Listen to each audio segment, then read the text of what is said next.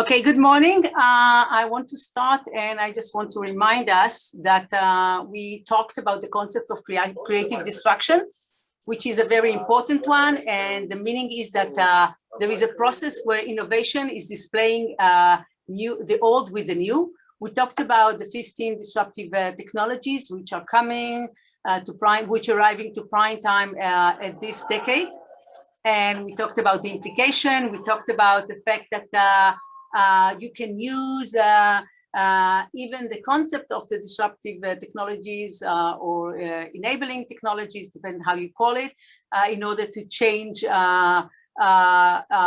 your company or the company that you want to build. So this is the first thing that I think we had a long discussion, and I liked very much all your ideas and comments. And then we talked about the concept of conversion and what does it mean when you combine 2 or 3 of these enabling disruptive technologies, and the fact that all of them are going to become faster, cheaper, and stronger. And then what can you do when you create a conversion, which is going to take you to unpredictable, surprising, and enabling results.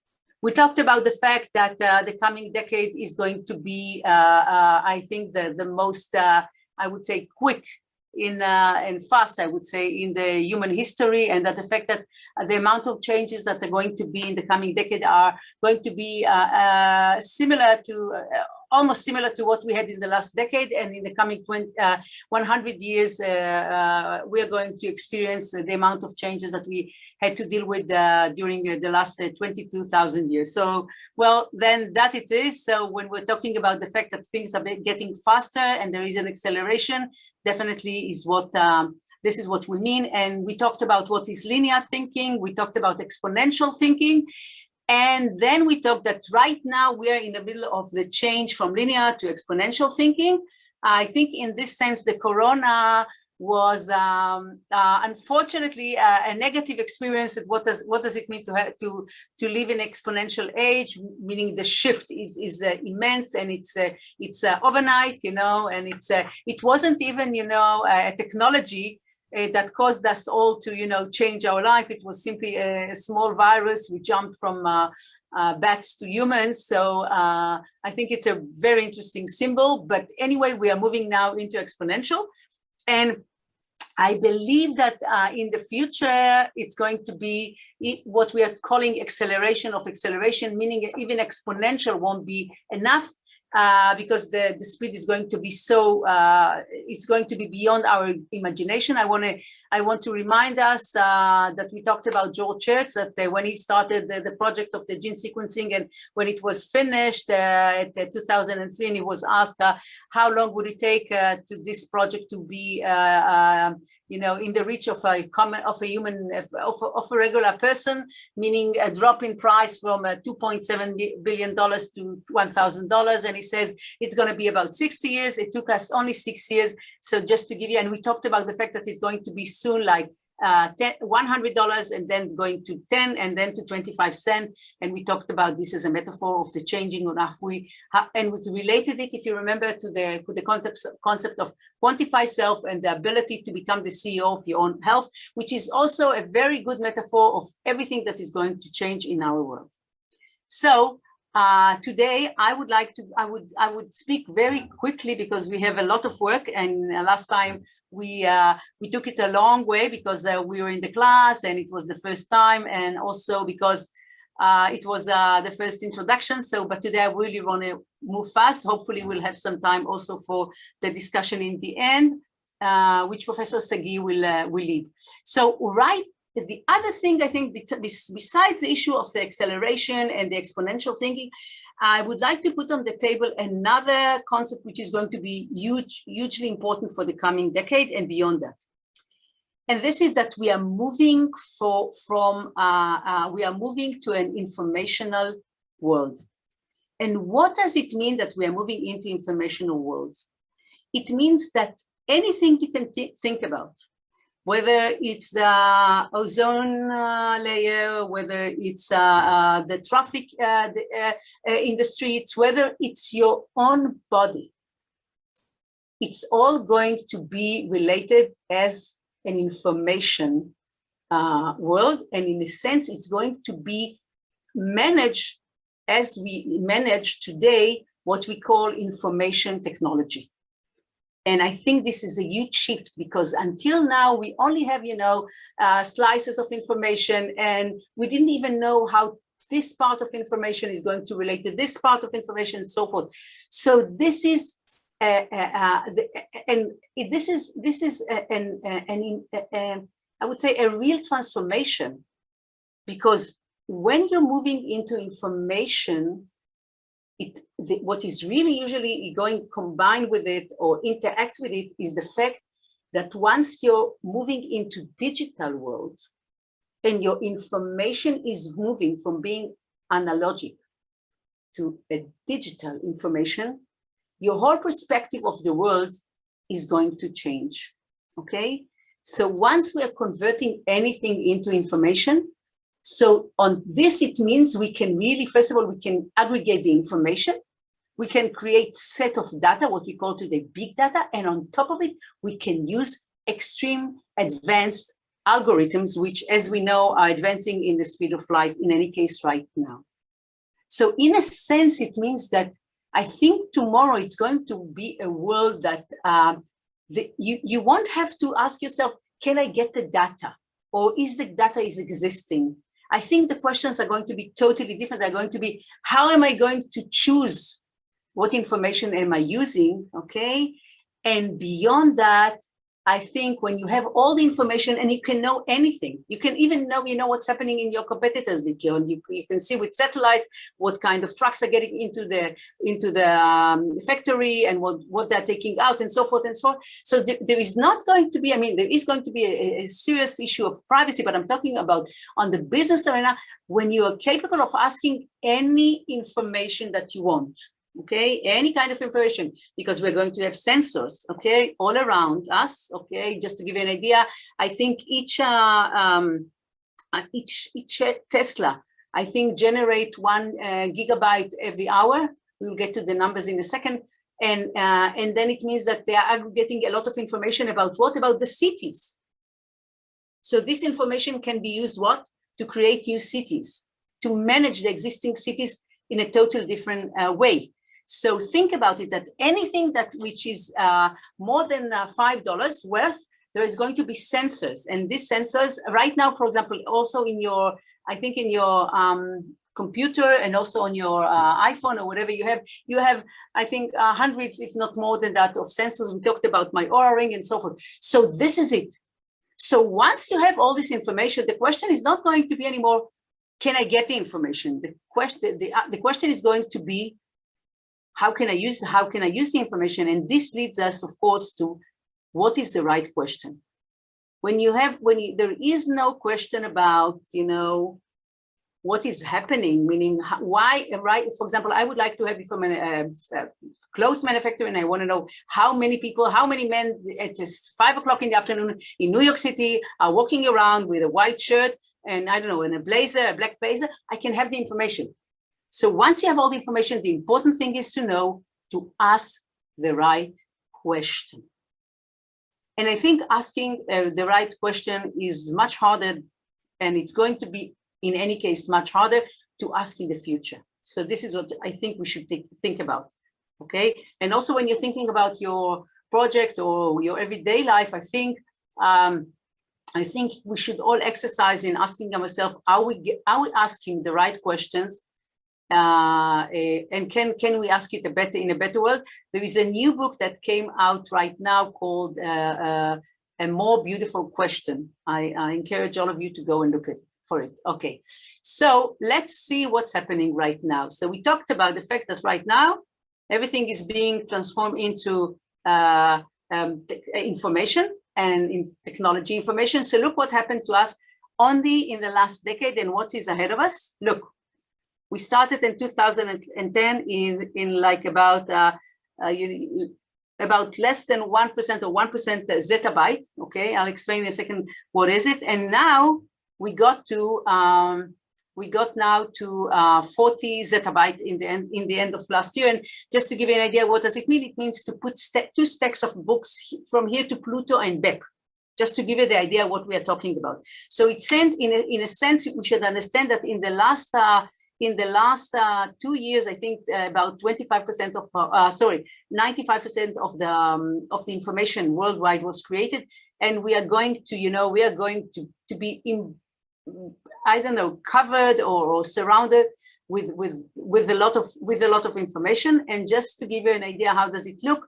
Well, you see, this is just to give you an idea. This is a kilobyte, okay? Byte is like this is the basic measurement. So kilo represent 1,000, okay, 1,000 byte.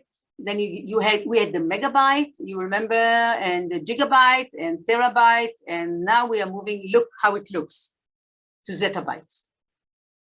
And as I explained, we created, when we're talking about the 40 zettabytes that we created in the last 2 years, meaning that this is the amount of information we got. And I believe we are only in the beginning of it. Okay, so let's move from here to the business world. And this is Mark Andreessen. Mark Andreessen was a very young guy in the beginning of the 90s, and he created with his teachers in Stanford what we call Mosaic. Mosaic was the first platform on ARPANET. ARPANET was the ancient internet, which was created by DARPA and then moved into universities and was supposed to assist colleagues within, a professor within different universities to collaborate and to move information instead of the old ways. And then he created the Mosaic, which was for him, this was so let's say like a year later, there were about 100,000 websites and so forth. And now, of course, today we have millions, more than many millions of websites. And Mark Andreessen, which is one of the wisest people on earth right now, and after creating the Mosaic and having other two companies, he created a company called A16Z. Andreessen Horowitz. Horowitz is his partner Ben Horowitz, and they are being perceived as the best venture capital company in the world, or at least in Silicon Valley, if we put China aside. And I think it was 2013, he wrote an article. Correct me if I'm sorry if I'm wrong. It might be, no, I think it's 13. He wrote, and this was the article, "Software is eating the world." Okay, he wrote, "Software is eating the world in all sectors." Okay, and in the future, every company can become a software company, or it won't exist. Can you send us the article, please? No, I don't have it. Please, you can look it over and look it up. This is the name. You can look it up. Okay? Right. Yeah. This presentation you're going to get, so you can use this. Okay? Simply go and look at it. It's a short one. He usually writes very short articles. He wrote in the middle of the coronavirus, I think it was 4 or 5 years ago, 4 months ago, he wrote a very important article called "It's Time to Build." And if you're interested, I would suggest also to read this one, because he goes beyond that and says, okay, now we know how to create technology, but now we should ask ourselves question how we use this technology in order to create a better world. And he refers mainly to United States, and he's talking about the major problems that right now United States has, especially he was talking about health and education. But then he was saying, we are capable of using this technology to reverse what is happening. I think it's a part of he was trying to deal with the attack on big tech and on Silicon Valley particularly, that as we saw, the solution didn't come from Silicon Valley. So Silicon Valley and the big tech right now are under a lot of pressure from the regulation and beyond that. And I think that if you look at what happened, in any case, what Andreessen and Horowitz are doing right now, they created right now the Clubhouse. I think they're trying to create a different narrative for Silicon Valley and for the big tech. So he's a very interesting person. I'm ambiguous about him, but his worth is definitely one of the wisest people in the Silicon Valley and probably in the technological world in general. Okay, it's okay? I can continue? Great. So what we see at 2016, I think, or 17, this guy, Jensen Huang, who is the CEO of NVIDIA. Do you know NVIDIA is one of the most important chip manufacturers in the world, which bought ARM right now and is going to give a stronger position in the world. And I would look for her. Probably this is the company who is going to replace Intel as the leader of the chip industry. And what he says, yeah, software is eating the world, yeah, but come on, AI is eating software. Okay, he says, and he relates to what Mark Andreessen said. He says, yeah, but AI is eating software. And the number, and you see, and he's talking about what is happening. You see, you remember we talked about the growth, the immense growth in the amount of data. And then he says, listen, right now, the open source software respiratory has grown to more than 75,000 from fewer than 5,000. So just give you an idea in the past 2 years. Okay, as I keep telling you, as my teachers are keeping telling me, no one knows how quick the world is moving. So there you go. Okay, and then there is, of course, a discussion about deep learning. Deep learning is a subset of AI, and this is right now the leading technology that assists us in creating a totally different infrastructure for anything that is being done in the world. And then my own mentor, my personal mentor, okay, Peter Diamandis, who was the founder of the XPRIZE, the founder of Singularity University, Vixinity, and so forth, is saying this year in the meeting we had once a year, we had a very interesting meeting called 360 Digital Abundance. He says, is AI, he says, is it a feature or is it a platform? And what he really relates to what Mark Andreessen says. When Mark Andreessen is being asked about the startups that he's seeing, he says, I can definitely know what once they do the pitch, whether they relate to AI as a feature or as a platform. And you can see, he says, that when the startup thinks that it's only a feature, well, they finish the presentation or the deck or whatever, and then like sprinkles, they put it all over. And he says that this is definitely misunderstanding of the future, because the AI is not going to be a feature, it's going to be a platform. Okay, and what Peter is saying, in the coming decade, there will be only two kinds of companies. Companies that are going to embrace AI and redesign themselves accordingly, and the other kind, the companies that will not continue with us. They cease to exist. So this is a very, very sharp, I would say, suggestion, but I, in any case, believe that it's right. Any company that will not adopt AI and do it properly, and there is a huge, it's a huge challenge. I'm right now in the middle of a process with a big company, traditional, legendary company, very successful, and moving from being a usual, traditional, very successful company to being data-driven. And then I would say, I told them it's not interesting to be a data-driven. I think it's more important to be, he says, when I was called, he says, we want to be a data-driven company. He says, this is the last thing I should suggest you to do. I said, data is only, I would say, the material from data, you create insight, and then you get to wisdom. And what you want to do is being wisdom-driven company. So this is it. So this is very crucial for everything that you do in the future. You have to think about it, whether you're looking for exponential thinking, whether you're thinking in data data technology, and whether you're thinking about AI as a feature or as a platform. Very crucial for I would say, your future and the future of your companies.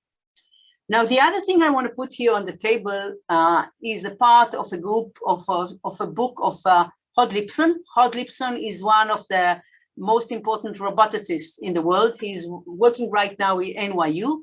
He has a very good book called The Driveless Car. And what is very interesting, he says in this book, and I think it's a very important notion, he says that once a technology, okay, is getting to prime time, you remember we talked about what does it mean, and we talked about the decrease in price. He says it's only a matter of time when the price gets to zero. And what he says, that when a new technology, the price is getting to zero or near zero, okay, it means that usually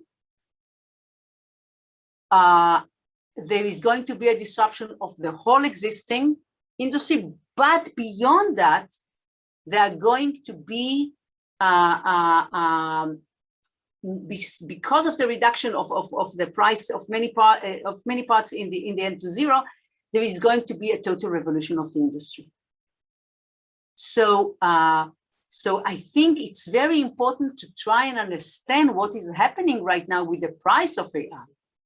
And I think it's very important for you all to follow what Amazon is doing, what Google is doing, and what Facebook is doing, but also small companies like Rigoletti and so forth, which what they're doing right now is that they create packages of AI, all different kinds of AI. We talked about it, that there are going to be many, many kinds of AI that you can simply rent.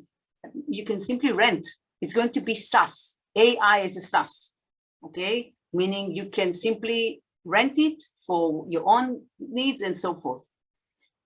And this is when we're talking right now about AI, and behind, and I can assure you that what is racing behind is quantum computers.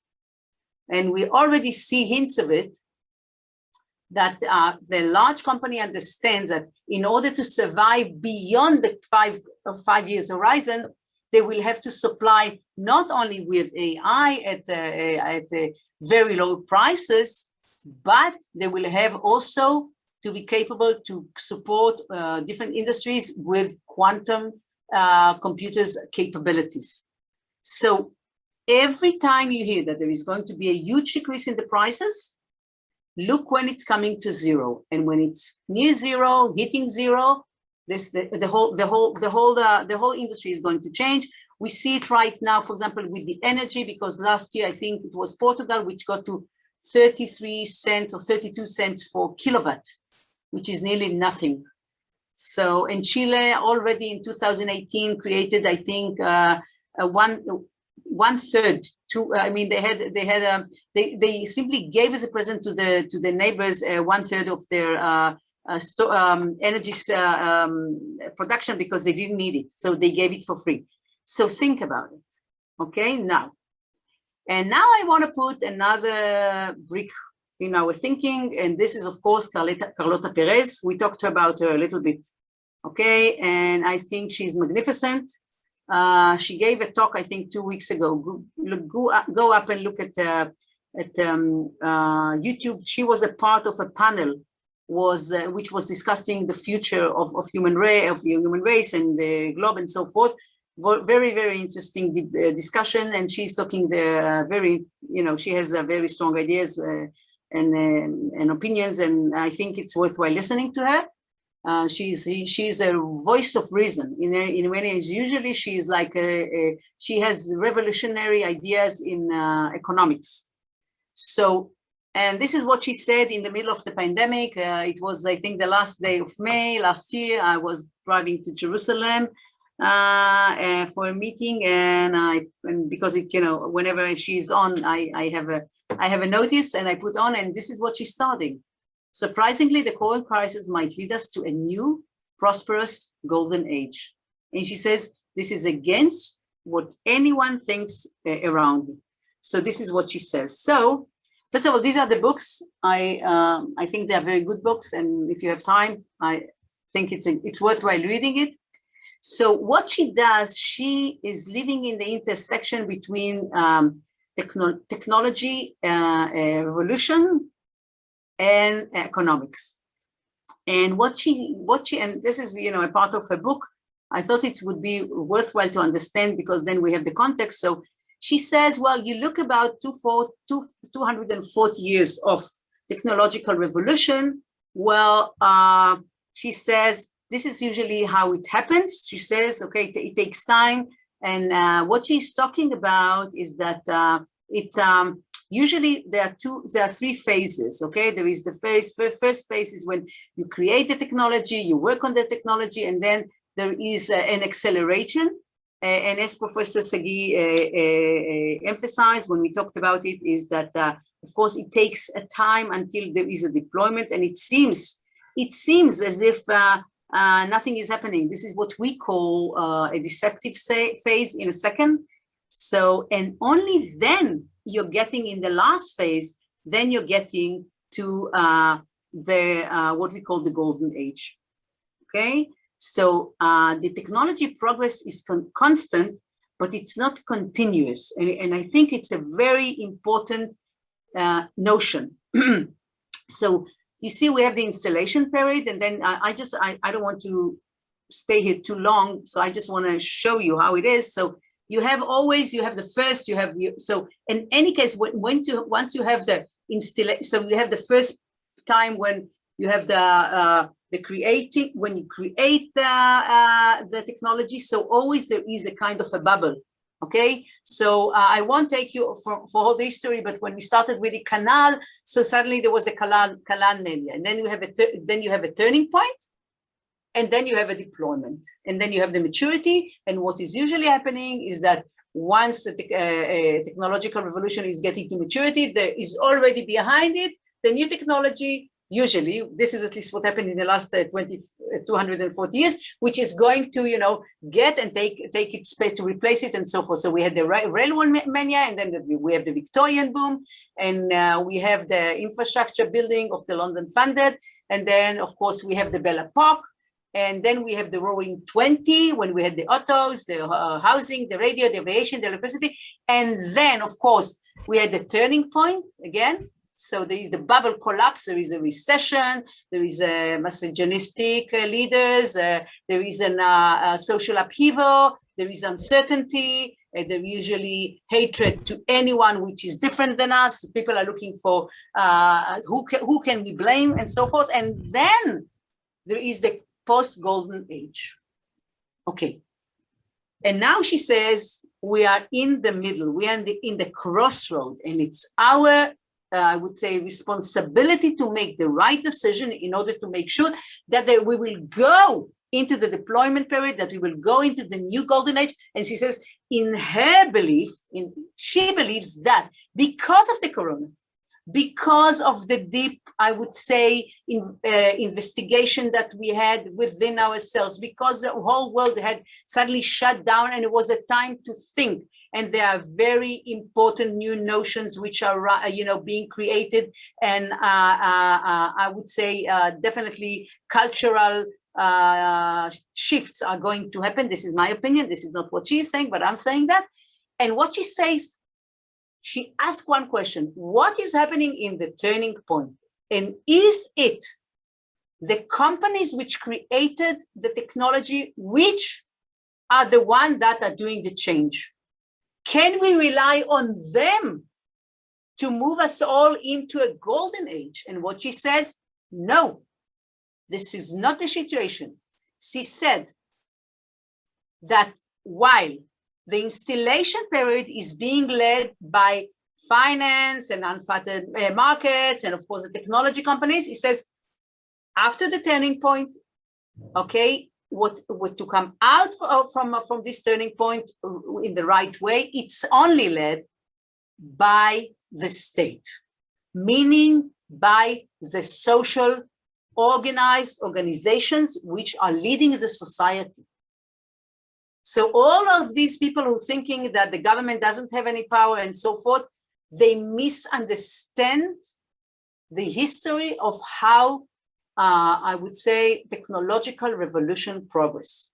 This is a very, very important notion, because what happened in the last, I think, 60 years and so, 50, well, Milton Friedman created, there is this article he wrote, I think it's on 1979, which was a big shift, okay, when then you have to put all the money back into the hands of the shareholders and not the stakeholders.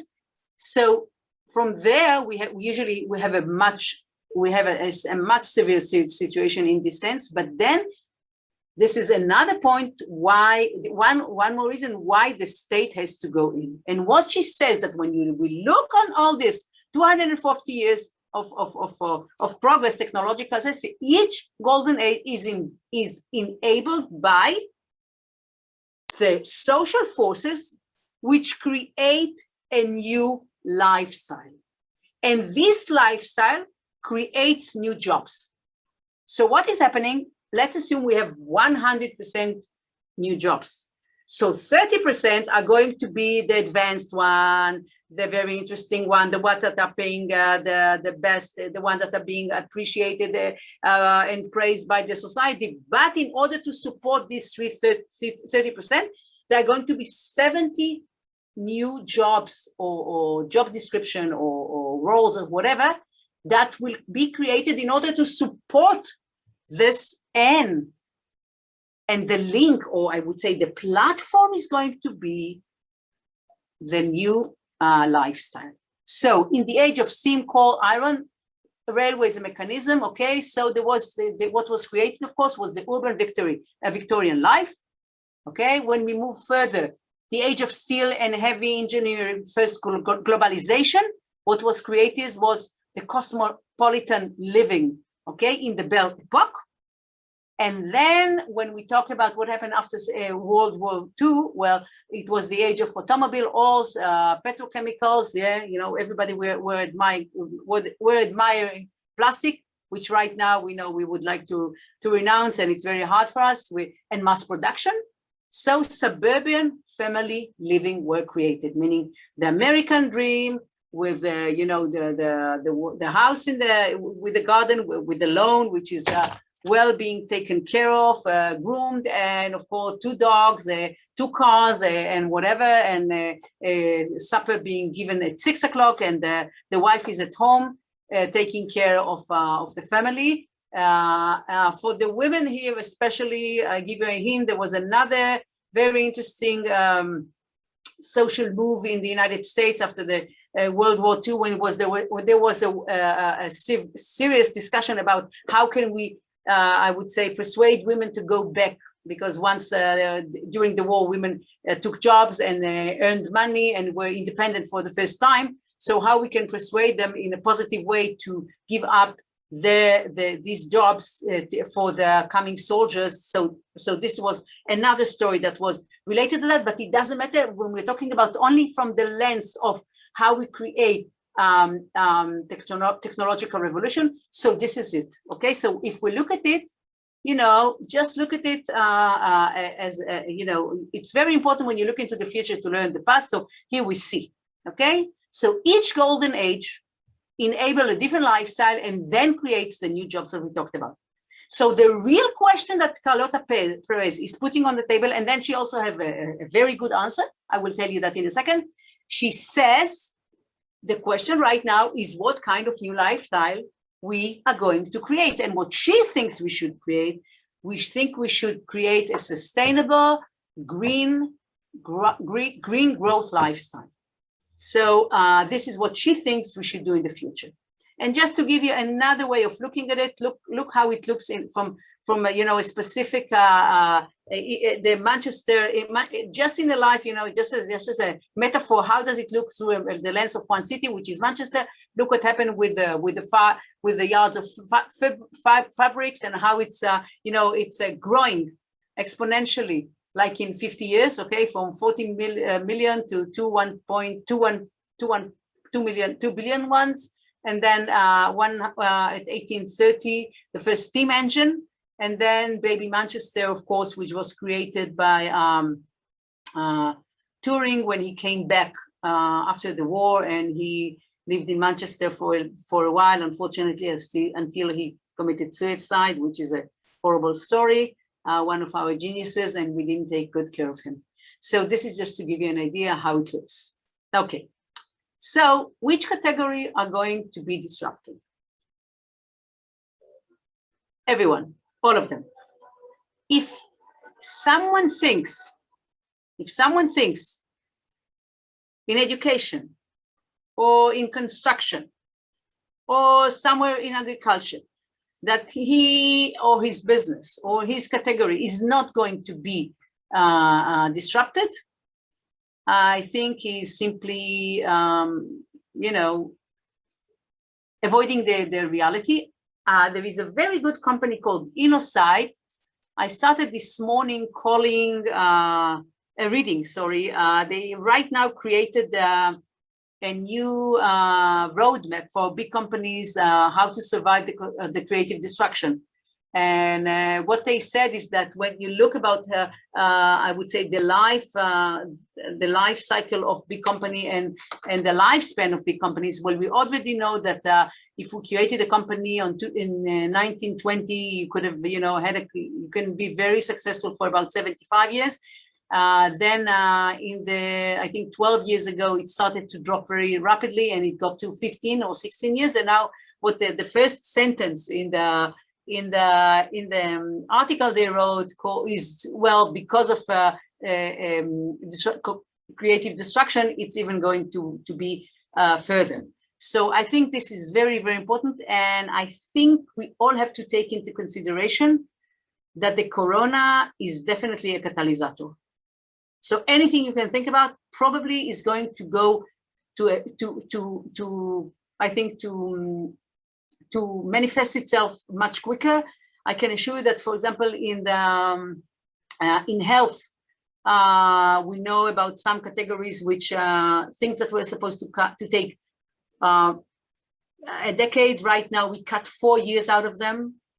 Definitely in finance, and definitely in some sector of the manufacturing. And so I think everything, and of course retail.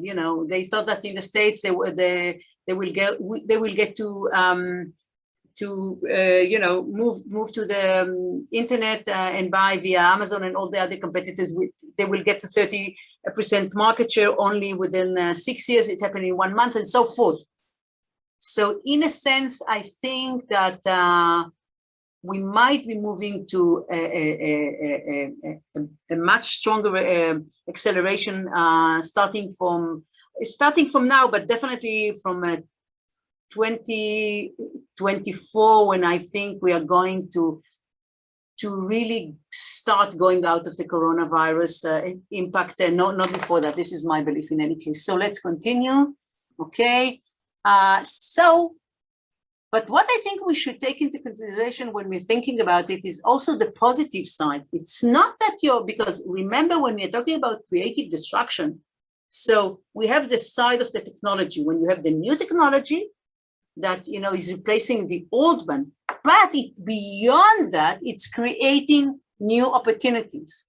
So when we are talking about digital economies, and we know already that digital economies give us vast more opportunities than the current economy, which is built on assets which are definitely, in a sense, not even relevant. I urge you, if it's of interest to any of you, to go and look and read about some history of the money.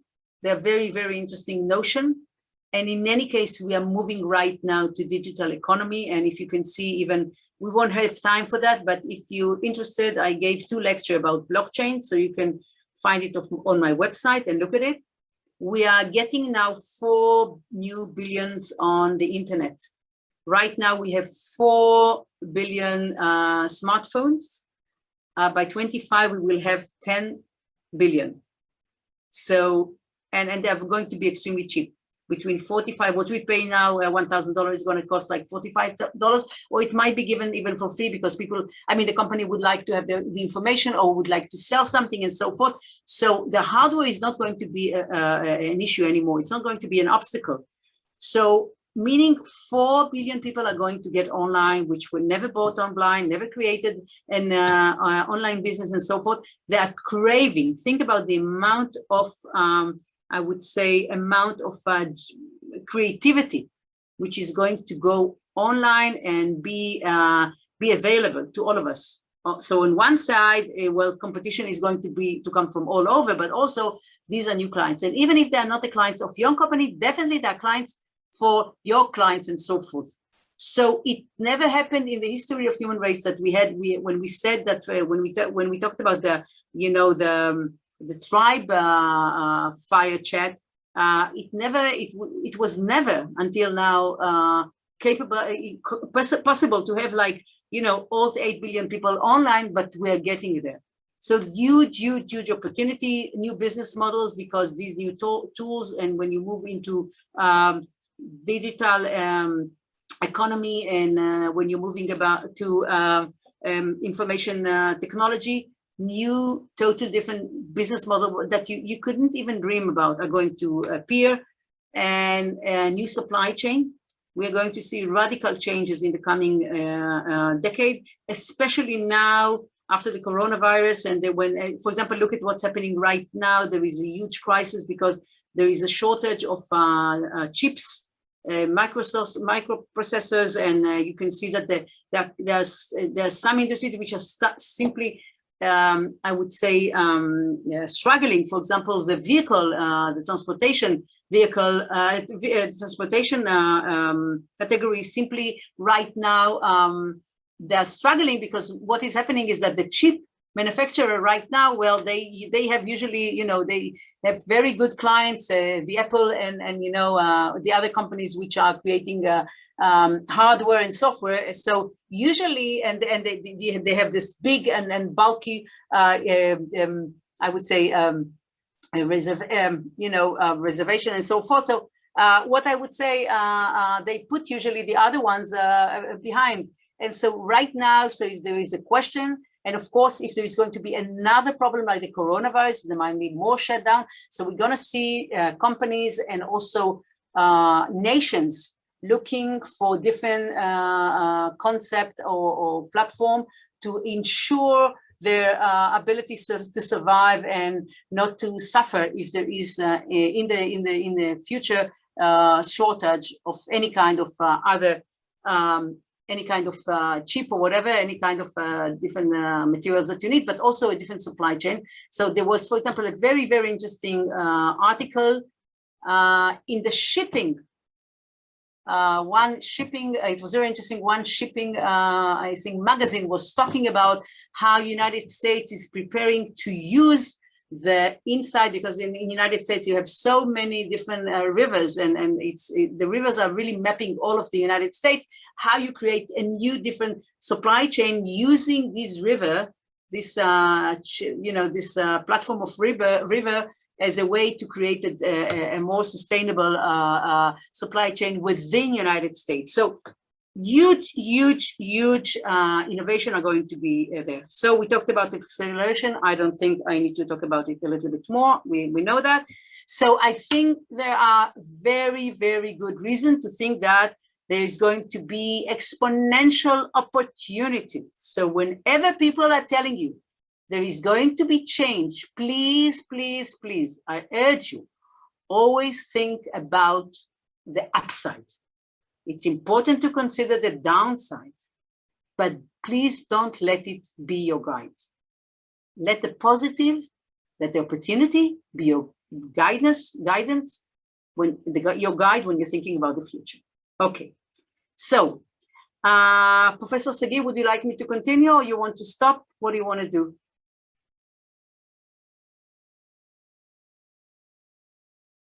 Professor Sagi, I don't hear you, I'm sorry. You're muted. Sorry about that. I think we should continue until 11:30, then we'll have a break in between, and then continue until the end, if that's okay with you. Yeah, and how much time would you like to put for the discussion? Well, it's going to be another an hour and a half, so we have until 2. So no, just I'll know how to arrange the. the lecture. Yeah, I think we're going to have an hour and 15 minutes in the end, so that's about that. So if we go until 11:30 and 15 minutes break, so that leaves an hour and 15 minutes for the discussion. Okay, so I continue now. Okay, thank you very much. Okay, thank you. Okay, so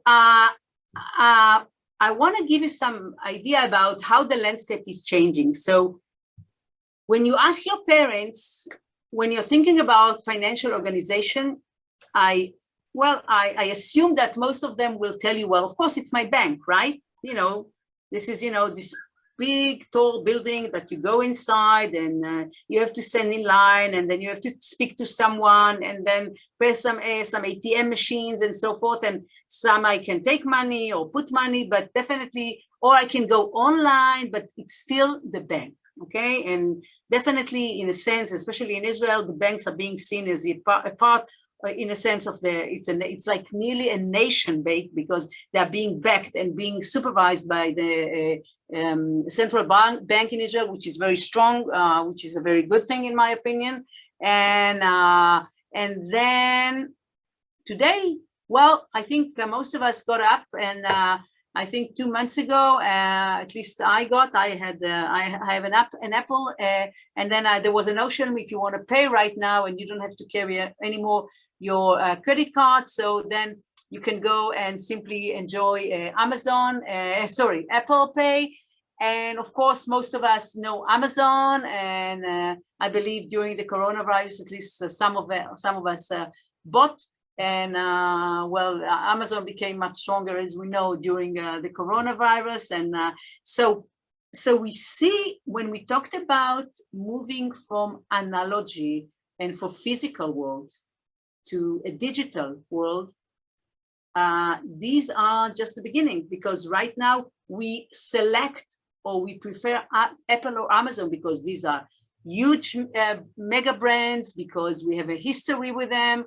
We know they're trustworthy. They are large companies which are being, they appear everywhere. They work on a global scale. They are being backed by huge investors and so forth. So today we are doing this, I would say this change, but we are doing it to a very secure new competitors, which we have history, and they have very, very good reputation. So when you have a very good reputation, then there is a trust, right? And we can see, which is very interesting, how Apple is creating the trust from a totally different angle, meaning we keep your privacy, okay? We respect your privacy, and we create beautiful design, and we create beautiful and extremely advanced tools for you, in a sense, to elevate yourself and to create a better life for yourself in many senses. While Amazon, well, we create total different experience, far from being personalized in any way. While in Apple you can personalize nearly anything, in Amazon no, but we trust you, and we believe trust is the fundamental to our relationship, and we accordingly we have a very good, I would say, supply chain. This is one strength. The other one is, of course, a very, very good price. The other thing is the platform, because on them you can find all the competitors as well. And also they don't mess with you. If you're saying you didn't get the product, you say there is something damaged, usually you will get a reply within 24 hours, and you will get either your money, a refund, or you will get a replacement, whatever you prefer. And it's very interesting to see, in a sense, that these two companies create trust, but from a different, through a very different channel, and using very, very different vehicles. It's very interesting, because I don't know whether you're familiar with the story that when Amazon was created, they started with books. Why with books? Because it was he was looking for something that people want to have a variety, that it's very hard to find to have to the usual stores to keep everything that is possible. And he wanted it to be something that you can deliver, and it won't be too costly. I mean, that the delivery itself won't be too expensive, and so forth.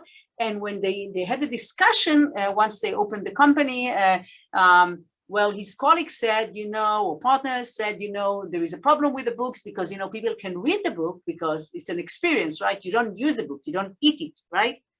You don't drive in it. So they will read the book, they will close it, and they will send it back, and they say, well, it's not interesting, or it's damaged, or whatever. And there was a very heated discussion. And what he said is that I prefer to trust my clients than to think that that they are all cheaters. So it was this was a strategic decision, and it's a part of what we know about Jeff Bezos, which is really focused on the client, is a really consumer-centric, used to be a president of a company.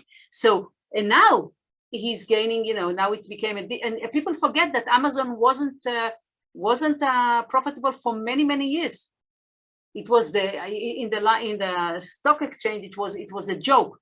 Well, something will happen when Amazon is going to start, you know, generating revenues. People don't recall it right now, so I'm just giving you also look at the history, look at the history, look at the history.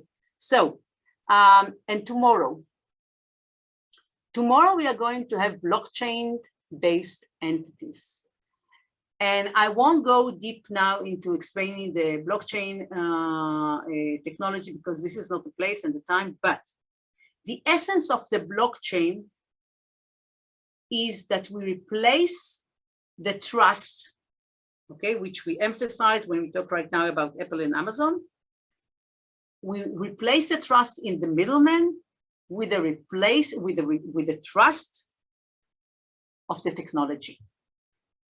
So just to give you the idea, a white paper, but by a person or a group, we don't know, called Satoshi Nakamoto, in the middle of the big crisis of 2008, suddenly appear in the mailbox of about, forget me about the number, I'm not sure, but I think 1,000 people, which are the leaders in thinking about money and about technology. And it was a full stack platform for creating an alternative for the middleman. Never in the history of technology, one technology appeared. I mean, it's not that there weren't any, I would say, experience before that, but, and what is incredible about this story is that until now, no one knows who is Satoshi Nakamoto. He has a lot of there is a lot of money which is supposed to be claimed by him on the blockchain. No one ever, you know, it's like really a radical, I think, I think it was simply a radical, it's someone who really wants to, he's a revolutionary guy who wants to change the world.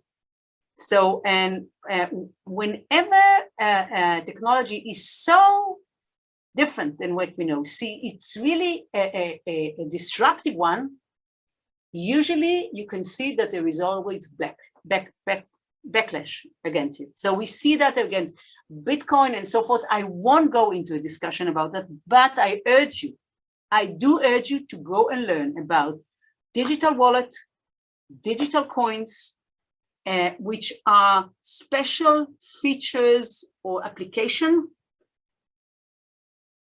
and the framework and the platform is the blockchain. And what we are going to see is that we are going to do anything via person to person, especially between people that we don't even know, okay? And it's going to be transference of money. It's going to be smart contract. It's going to have to do with saving our creating digital identity. And I'm putting now in brackets, and I'm asking you to learn about digital twins, which are going to be very crucial when we're thinking about the world in the future. And what do you mean digital twins? Digital twins meaning that you create a digital identity which is similar to the analogical physical one. Okay, thank you. Okay, if we'll have time, during the next lectures, I might find will find some time. This is a very, very important concept for the future. So what it means is that, just to give you an idea, what does it mean and why is it so important? Right now, if you buy a house, right? You buy a house, you are selling the house, and someone someone you don't know come along and he wants to buy the house. And so what you do, you have two lawyers, right? His lawyer, your lawyer, right? Then you have all the I would say municipality, and I would say you have to go and file all the forms in all the bureaucracy and so forth in some kind of I don't know local or national service and so forth. So there are a lot of middlemen, and what you do, you put your trust in them, meaning they will check the one who is going to buy your house, that he will pay all the money and that he's honest and so forth. On the other side, the person who is buying from you, well, he says, well, they are going to check that he owns the house, right? So you go and you find out that it's really written, you know, in the books and so forth, and you can show, okay, you have the right paper to show your ownership over. Well, this process is very, very expensive. It's so expensive that 70% of the people on the globe don't have an approval that they own their own house. Even if they are, for example, farmers that the family are living there on this land for decades. And a stranger can come along, you know, and say, well, this is the certificate proving that I own your house. And they can do nothing about it, nothing. So for them, it's going to be a solution. For women, there are some very, very interesting women activists who create manufacturing facilities in Afghanistan, in India, and so forth.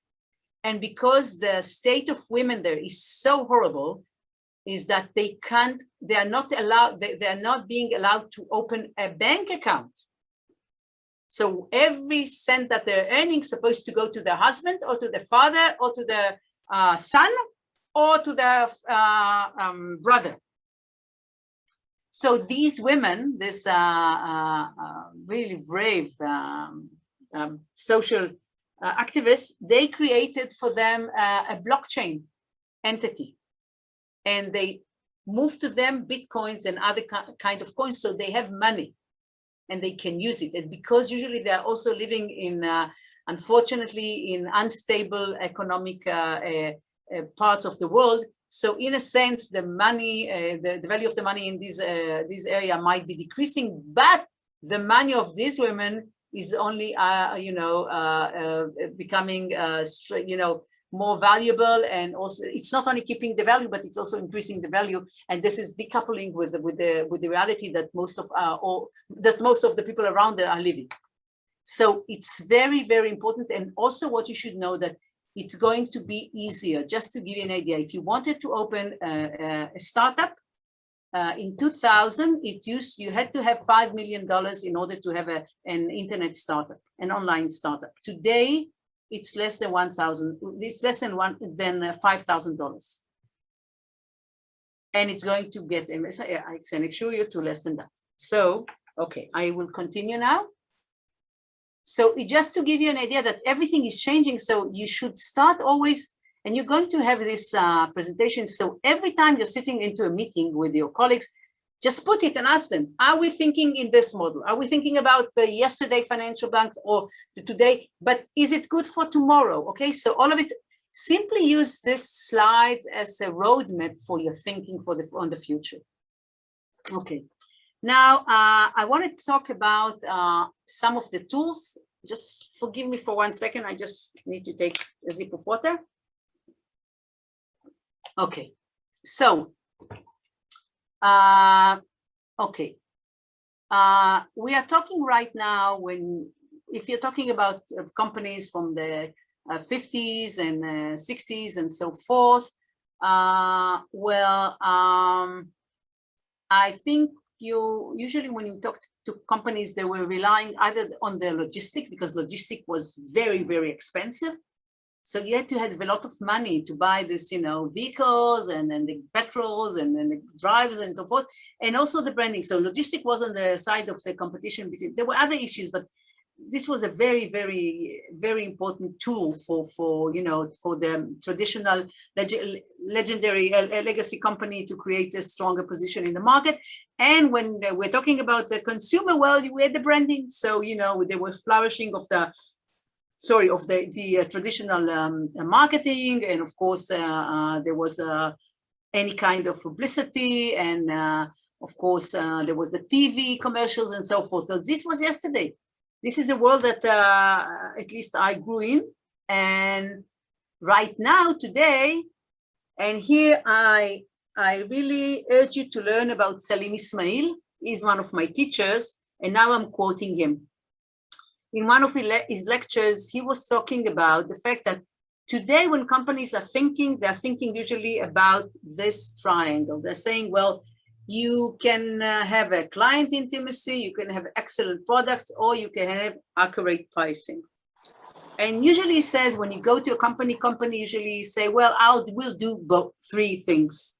And usually it's impossible to do. And then we see that some company, for example, are mainly focusing on client intimacy. One of them is, for example, Zappos, which you probably know that they claim to be, and I believe they are, giving the best client service.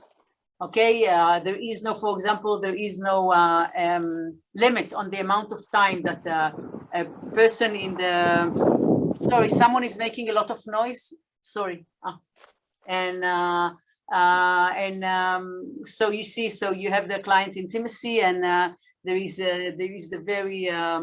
this story that is being told that he was the guy who created the Zappos. He was with a group of clients and colleagues, and they were in a hotel somewhere. They were celebrating something, and then they went out. And one of the women that was there challenged him and say, well, you keep saying that your client service is the best in the world, so I'm going to ask them, I'm very hungry now, it's 2 o'clock in the morning, so I want a pizza. And he tells her, but we don't sell pizza. He says, well, I want to see what you're doing. So she picks up the phone, 2 o'clock in the morning, she called the service, the call center, and there is a wonderful lady who is answering. So how can I assist you? She says, well, I want a pizza, a pepperoni pizza. Okay, so there is, of course, on the other line, on the other side, silent. And she says, but we are not selling, we are not selling pizza. She says, well, but still I want it. You're supposed to have the best customer service in the world, so I want to see what you can do for me. So another pose, the woman on the other line from the service center saying, so from the call center says, wait a second, and she's going, and she's, she says, hold on for a second, she's coming back after a minute, and she said, well, we don't sell pizza, but I can order you. There are 3 places which are open right now. Please send me can I send you right now the menu so you can choose, and then I will order it for you. So this is just to give you an idea, what does it mean to have a real client intimacy? And of course, accurate pricing, which is very interesting. We won't go into it, but because of technology, the progress of technology, I think we're getting into a time of, I would say, dynamic pricing, which is going to be a new concept of pricing. But right now, let's say we're talking about accurate pricing, what is the right price for a certain product, a certain packaging, and a certain surrounding, and so forth. And excellent products, okay, which some of them, some of the companies, used to focus. Intel used to focus on it, and so. But the companies were trying to mitigate between the 3 of them. And what he says tomorrow is that we are going to move mainly to excellent products, because what he thinks is that it's going to be quite easier to create client intimacy because of digital tools that will enable us to personalize the customer and client journey and consumer journey. And accurate pricing is going to be less, sometimes it's going to be important, but not as important, but everything is going to be wrapped around the MTP. And what is an MTP? MTP is massive transformative purpose. I believe you never heard about it. This is something that in my university we are being taught and we are teaching others. And MTP means massive transformative purpose. Massive transformative purpose means that I gave you a hint in the beginning when we talk about what happened with Milton Friedman in 1979, when he wrote his paper that put on the table the idea that the company management should focus on the benefit for the shareholders and not the stakeholders. MTP meaning you have responsibility to contribute to the world, not only to your shareholders. This is a huge, huge shift. We see the hints of this right now. The first hint, for example, was in the end of 2019. I think the big one, the 100 big companies gathered. I think it was. I think it was as a part of the Global Forum meeting in Geneva, if I'm not mistaken, in Switzerland, and they signed first time ever a contract, which says it wasn't a contract. They signed on, I would say, a declaration. This is more. I think this is more accurate. That they believe that the company shouldn't only put all the energy about on gaining money and delivering benefits to the shareholders, but that the company has a responsibility to go beyond that.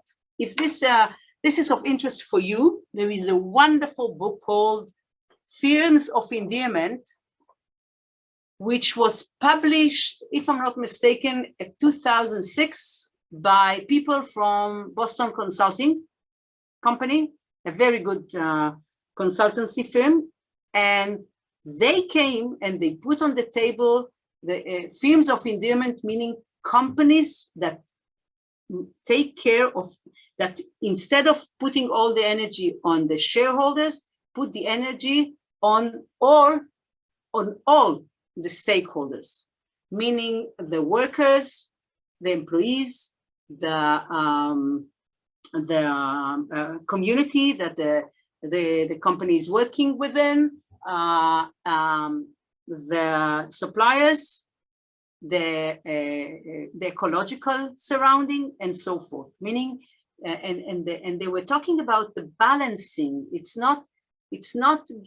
creating the right balance between the needs of all of them. And it's a beautiful book. It was a really, I think it was created before the world was yet ready for that. Also, what is interesting and was that I think 5 years ago, 2015, Salim Ismail is talking about it in one of his lectures. The president of Unilever called all the management of the major divisions, and he urged them to find an MTP. And an MTP is something that you can simply write in 8 words, no more. There should be a target audience, an action, and an outcome. Up to 8 words, no more than that. Saving poor families, saving families from poor in Africa, whatever, doesn't matter. Or, Google, okay, arrange the world information. And what is very interesting, Salim says, is that when you look after what happened in the last 6 years, is that only those 5 divisions that really adopt the MTP, and I think you can look at it, for example, I think in the work that Dav is doing, okay, only this company really exceeded the expectation, and the growth, both in margin, but also with client intimacy and loyalty, and I would say perception and preference and so forth within the existing clients, but also new clients was enormous. So I urge you, when you think about what you are aiming to do with your life, with your company, with your startup, I urge you, I'm serious, if you want to remember anything I say from all the lectures, for me personally, this is the most important thing. What are you going to contribute to the world through or by or within or besides your business venture? Okay, I want to hear right now, and I want to talk about what Clay Christensen, which is, I think is the godfather of innovation philosophy and methodology and strategy and methodology. And he was a professor in Harvard. He wrote the most important book I think ever was created, which is the Inventor's Dilemma. And when he was asking, in later stages in his life, he says, the only thing that really matter is how many people's life you had an impact and a positive one. How did you contribute to the world? And in this, of course, ties us back to the idea of Jonas Salek, the scientist who created the polio vaccination. And when he was asked, what do you think is the most important for any of us? He says, is whether you were a good ancestor.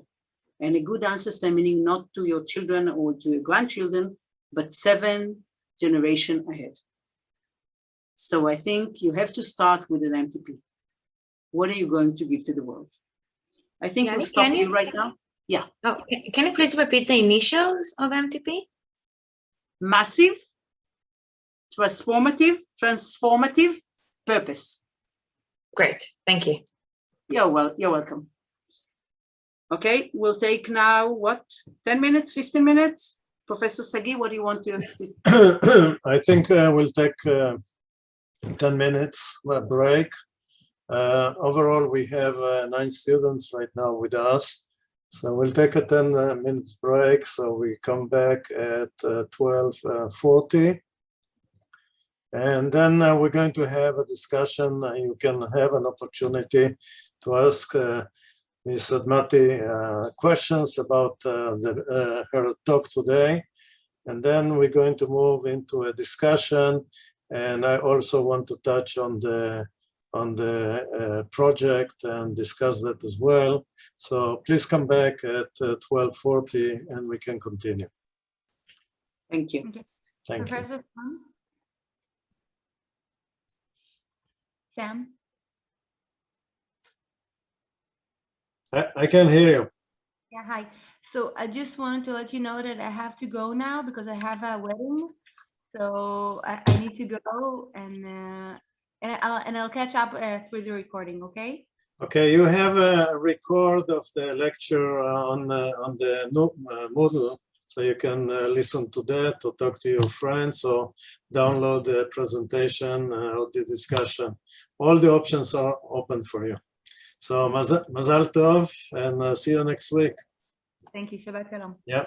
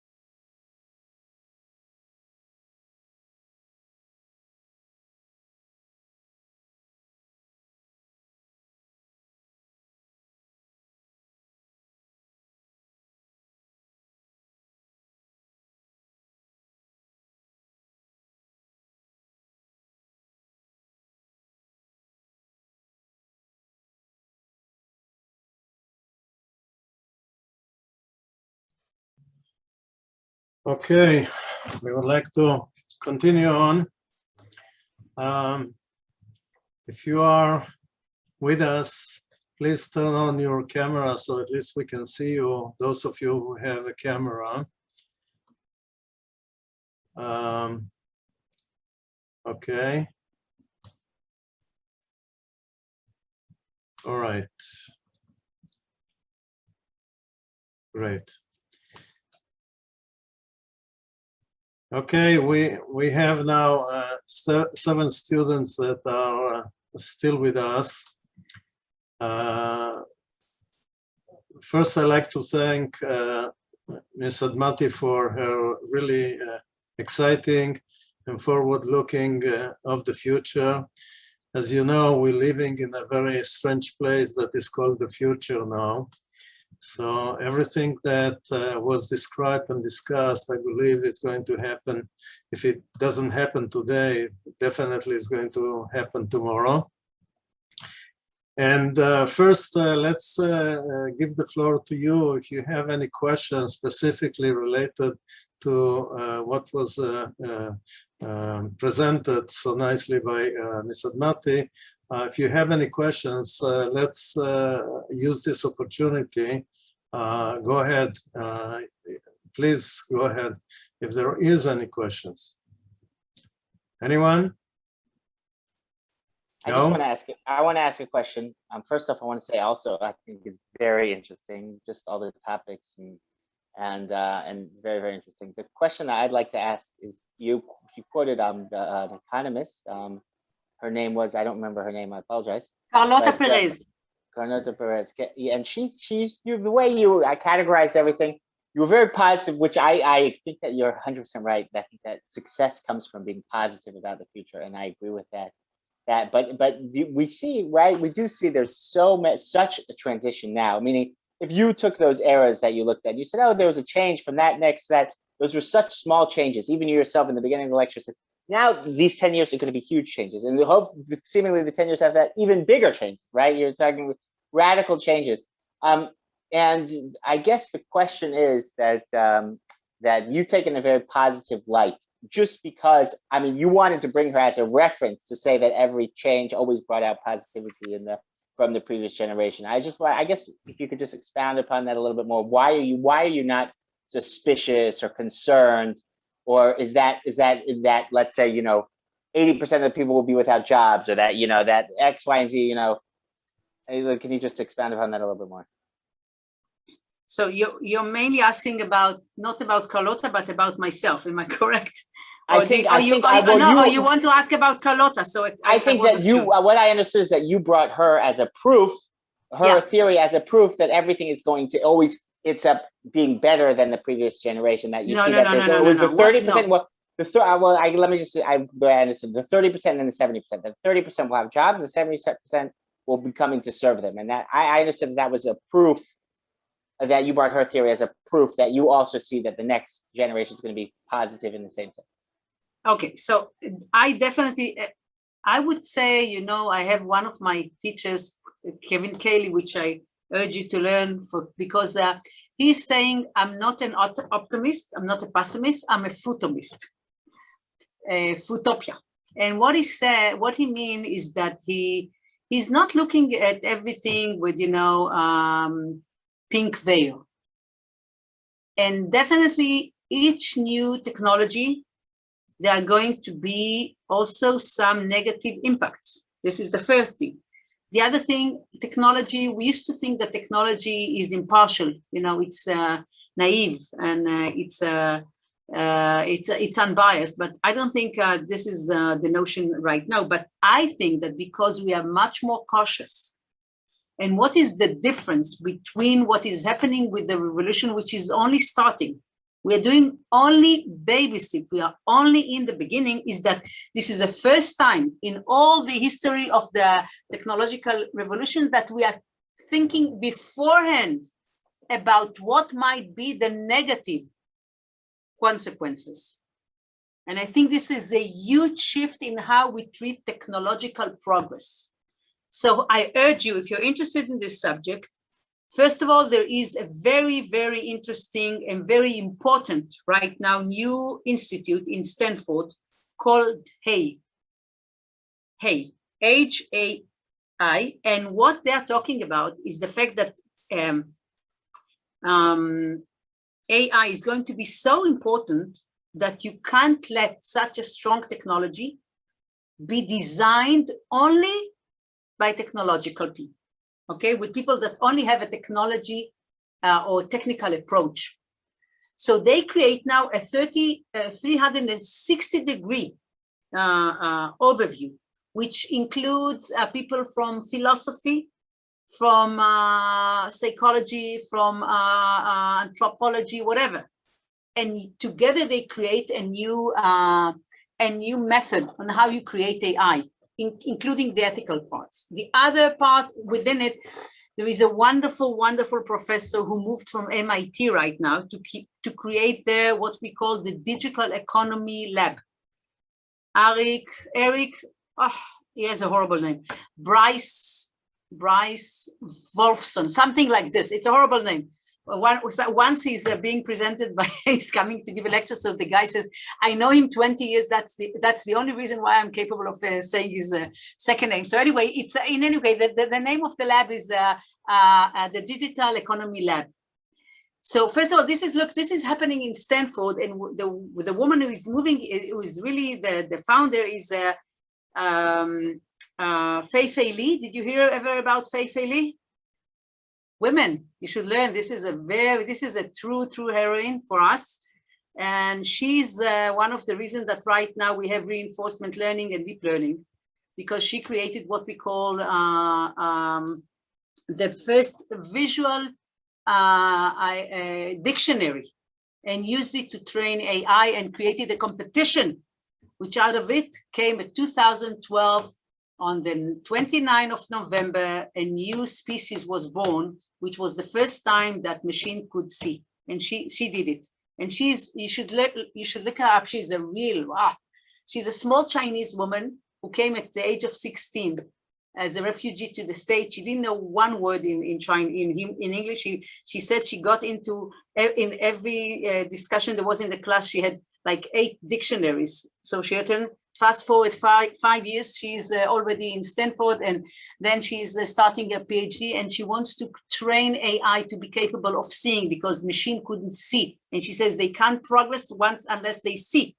So then she create the ImageNet, and she create then the most important at that time competition, and they jump out of 66%, which is a very good number if you want to compete and to succeed in Wall Street, and also even in a race. But you don't want to be in an autonomous car, which is only seeing 66%, right? When you don't see whether it's a child or whether it's something, Anyway, so and then she created such a competition, which was so important that they jumped to from 66 to 83 in like 4 years, and out of it, it was exponential, and now they don't have a competition because AI sees better than the human race. So this is the first thing. The other thing I urge you to look, it's about the work of Genevieve Bell. Women again for you, very important leaders. Genevieve Bell used to be an anthropologist. She has a PhD in anthropology, and she was a professor in Stanford. She was sitting in a bar. A guy came to her, asked her, "What are you doing?" She says, "I'm an anthropologist." He says, "Well, why? What is it?" He says, "Well, I'm learning about people." He says, "Why do you do that?" And she said, "Well, I'm interested in people." And she says, "Oh, he's a horrible man. What does he want from me?" And he says, "And what are you doing with this?" He says, "Well, I'm a professor at Stanford." And he told her, "You couldn't do any better?" So she thought he's very rude, and she says, "Well, I can do better. Yeah, I will not continue talking to you." The next morning at 10 o'clock, the phone rings in her house, and the guy is on the line. And she didn't understand because she never gave him a number. So he was a vice president in Intel, and he called each faculty in the Bay Area in order to find out. And then one secretary says, "Oh, you're looking from the redhead, the Australian redhead. well, this is Genevieve. Would you like her phone number? And he gave her, and she gave him his phone number, and she called her, and they were courting her for about, I think, 8 months. You know, that they asked her, come and work in Intel. And she says, what am I going to do with you? You do all these chips. And he said, well, yes. And just to finish the story, so she, after, you know, nearly, he says, what is it? I can change the world. And she was taught that a world should be changed. So she says, I need to go and work there. So she's getting into her, you know, her superior, her boss, the first meeting. And she says, okay, what are my missions? And he says, well, the first mission is to understand women. We don't understand women. So she asked, what kind of women? Well, you know, European women. I said, no, all women. So she writes women. This is how she tells it. And then she says, okay, and what, but oh, she says, very interesting. And then she says, no, we have another mission. So she says, oh, it's probably going to say men. And, you know, then everything is going to be equivalent. And he said, no, R-O-W.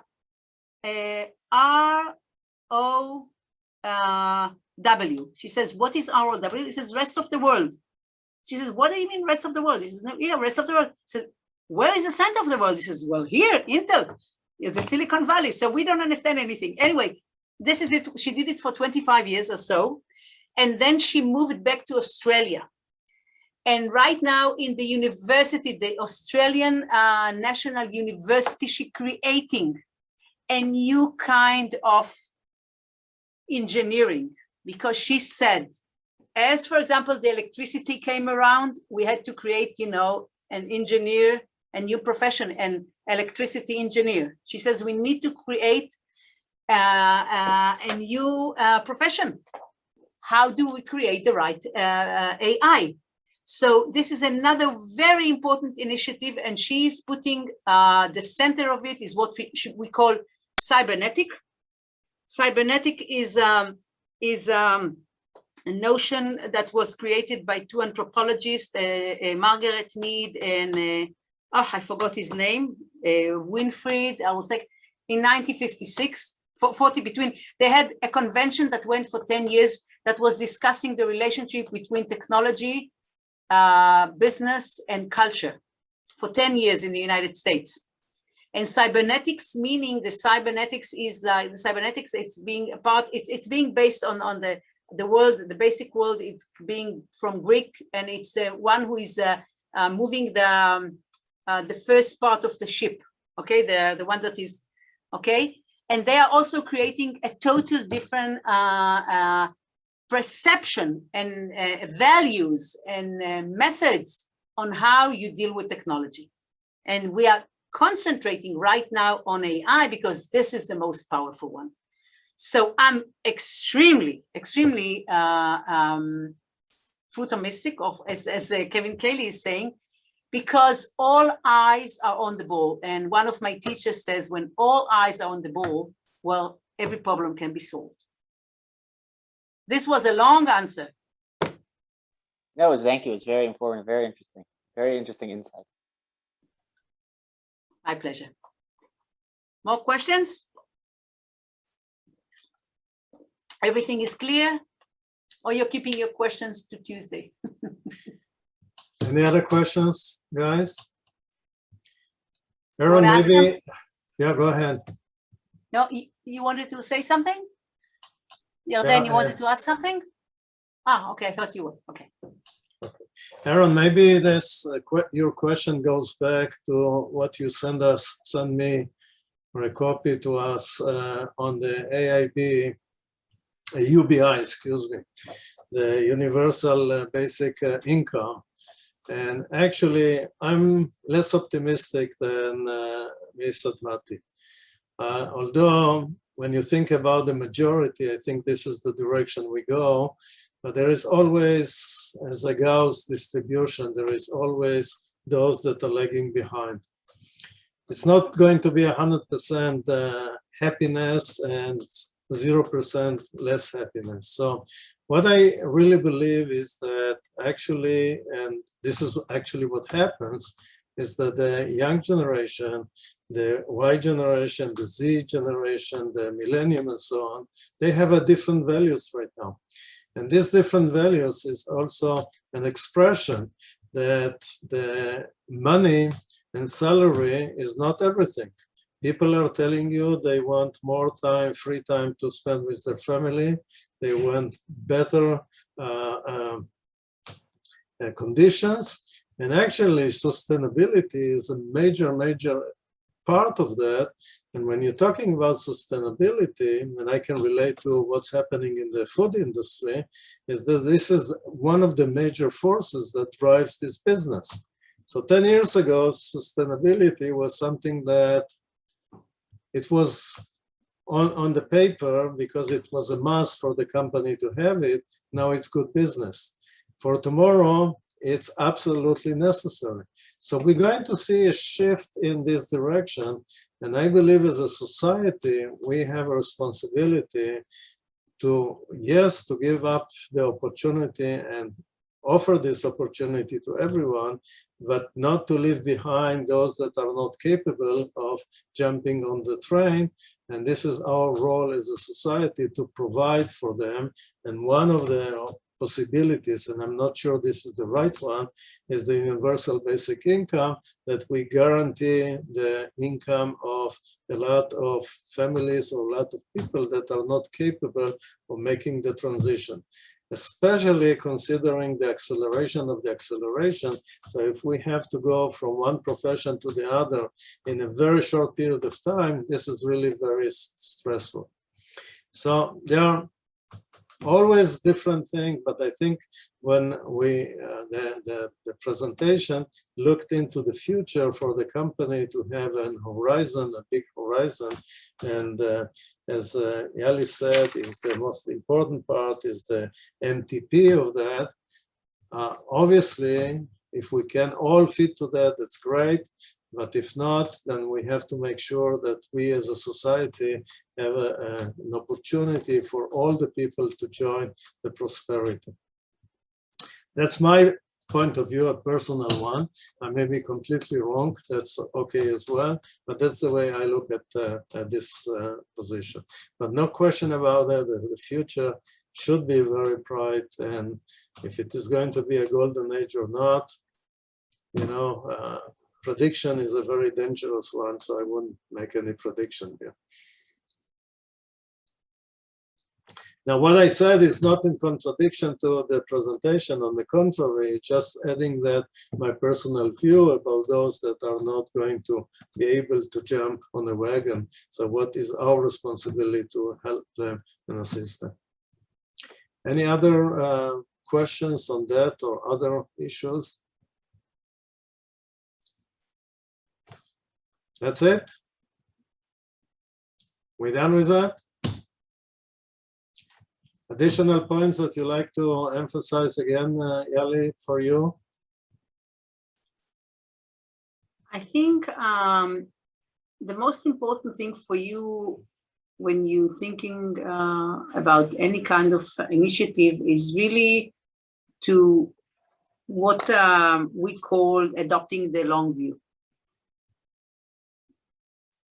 And especially as you, for example, you were concerned right now regarding many things. So once you take into consideration any possible negative impact, and you prepare for that, okay?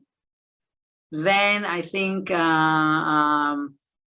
you're going to find yourself in a better situation, because the other thing you should also take into consideration when you're adopting the long view, not thinking, you know, short term, only in the coming few months and so forth, is create what we call futures scenarios.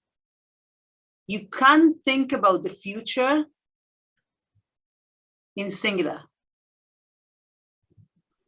So you should be capable of creating a set of possible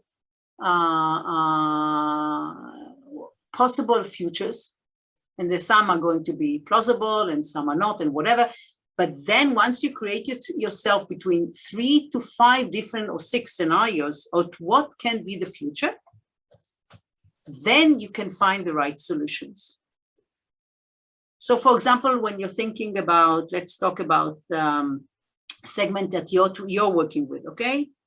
the orthodox one, okay? So I can right now think about different scenarios, what's going to happen with them in the future. But I will not create these futures scenarios based on opinions, okay? I'm going to take like mega trends, which are already we are capable of understanding and evaluate. For example, you know, climate change right now, okay, or the drop in the price of technology, or the fact that let's say electric vehicles are behind, okay, behind the corner. Whatever. So I'm going to take some economical mega trends. I will take some demographical trends. I will take some economic trends. Okay. If it's important, we can discuss it more deeply. Not now, but and then I would in each category of trends, I would see which are the most important and how relevant they are to my segment. Okay, so let's assume you start with 4 or 5 different categories of mega trends, like economic, cultural, whatever. And out of it, you're going to stay, like if you had 4 categories, just for the sake of the discussion, you had like 4 or 5 units, meaning you started with 20, and you add with like 4 which are crucial for your segment. Okay, so you're taking them and then you create different scenarios. I can tell you that in the middle of the corona, on May last year, I got a call from a social organization. And I didn't know these people. They called me, they says, we know you, we heard about you, we heard you. We want you to assist us in envisioning our future in 2050. Think about it. We are in the middle of the corona, and there is a wonderful leader, and he says, help me assist. What should I do with my organization so I will contribute to the Israeli society and to Israel 30 years from now? Amazing, huh? So we create with them a small team of 6 people, wonderful people, extremely smart, much wiser than I am in many, many senses. And we took each, we got, I think, to 6, doesn't matter, mega trends which are important. And then we took each of them and we created a future, a possible future. One was positive and one was negative. So for example, when we talk about technology, so on one hand, and we gave names to each of the futures. So the negative name for the impact of technology was potato couches. Meaning people, you remember the movie WALL-E? You remember? Did you see it? You didn't say, oh, come on, you have to see it. It's a beautiful movie. It's beautiful, right? So there is this picture of the of humans which are doing nothing. They're only sitting in one place and everything is being done for them. So they're extremely chubby. And the only thing that they have big are the fingers because they have all the time to press buttons. You have to see it. It's a beautiful, beautiful, right? Did you see it, Yarden? It's a beautiful movie. So anyway, they're going to be like in the WALL-E. They're only going to have this big, and that's it. And they're going to be dumb and they do nothing and, you know, just live in VR or whatever. And on the other hand, it's going to be, there was the explorer. People who are, you know, doing everything, running everywhere. You know, they're going to the end of the earth. They're creating new, and out of it, I'll say, so who are going to be your client in each of these future? What are going to be his needs and how can you support him? So we had 4 mega scenarios, positive, negative, meaning 8. And then we went and worked with the management to make a decision which one we are going to adopt and then what should we do, what? Now. So the end result was 2 initiatives that it's an organization, it's not a company. They have to make sure that they promise themselves, not me, that they are going to put the fundamental for these two initiatives that within 18 months, no more than that, they can start doing. So they started creating the seed for their future 30 years from now, in the middle of the coronavirus. So I think it's I think they are very, very courageous. So, and this means this is really taking the long view, and they are working on it. I'm working with them now on another two projects. Might be three. So yeah. Okay, let me give you another example that maybe is going to add all the elements. We were talking about sustainability, excuse me, on one hand, and then we were talking about the disruption and the sector, and one of them was the food. So the third element here is looking into the future, 2050, and we know that the prediction for 2050, it's about 10 billion people that are going to be on Earth. Now, if you combine all these elements together and you see what is affecting the sustainability at the moment, the major part of the food system, you end up immediately looking into the meat area and all the animal raising and slaughtering and all of that, because they contribute to almost 30 to 40% of the pollution and all of that, the gases and all of that. So when you take these elements together, you start asking the question, how I'm going to produce protein for the humanity, for 10 billion, that is not relying on real meat. So there are a couple of options here. The first one is to use protein from a natural base, like a vegetable or anything that grows in the field, and use the protein. You can use it from wheat or many other things, or peas or soy and other things. And the second one would be, how about if you generate the meat in a fermenter?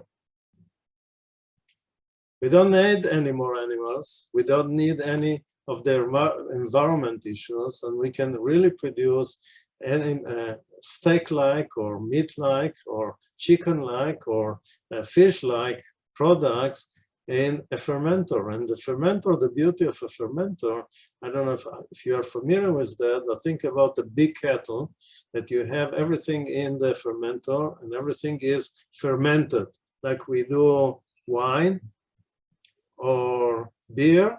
We can now produce protein inside, and we can produce meat and meat-like products.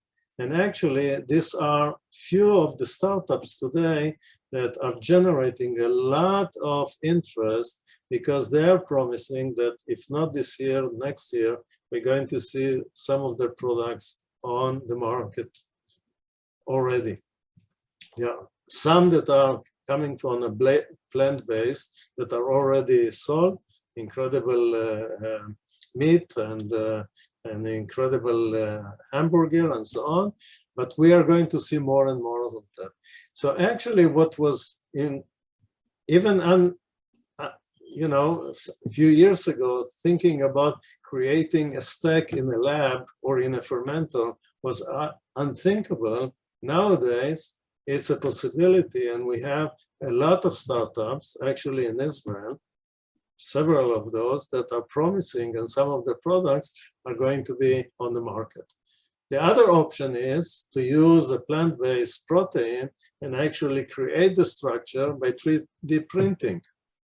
And we talked about the enabling technologies in previous lecture, and today it was even mentioned. So you can see that all of that are coming to play and today for the future. So it's not something that we are thinking only that is something out of the blue or blue sky or something like that. It may be into the future, but the elements of that, it's today.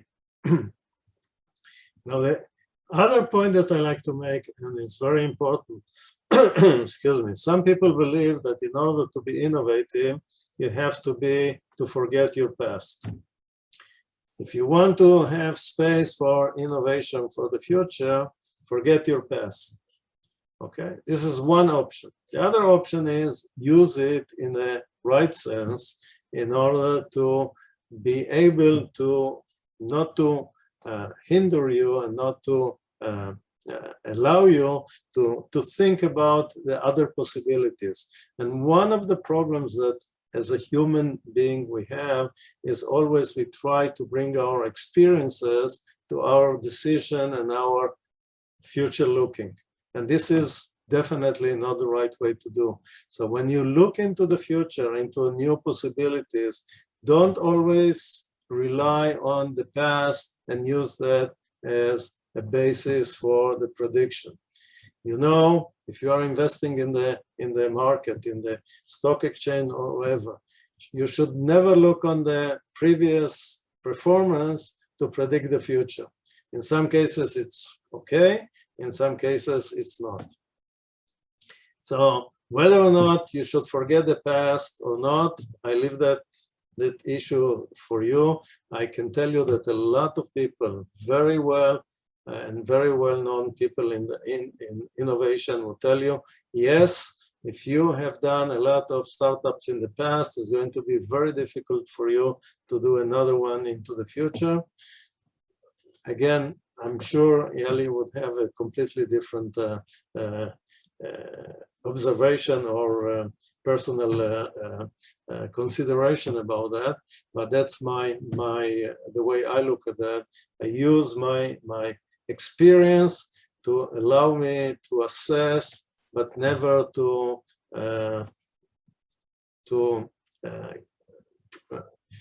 really to be a negative fog from looking into the future. Would you like to relate to that, Yahli? No, I think it's important that there are different angles, and I think it's important that people think differently. And I think it's important for the students to listen to different ideas and different perspectives. I think it's very important to be open.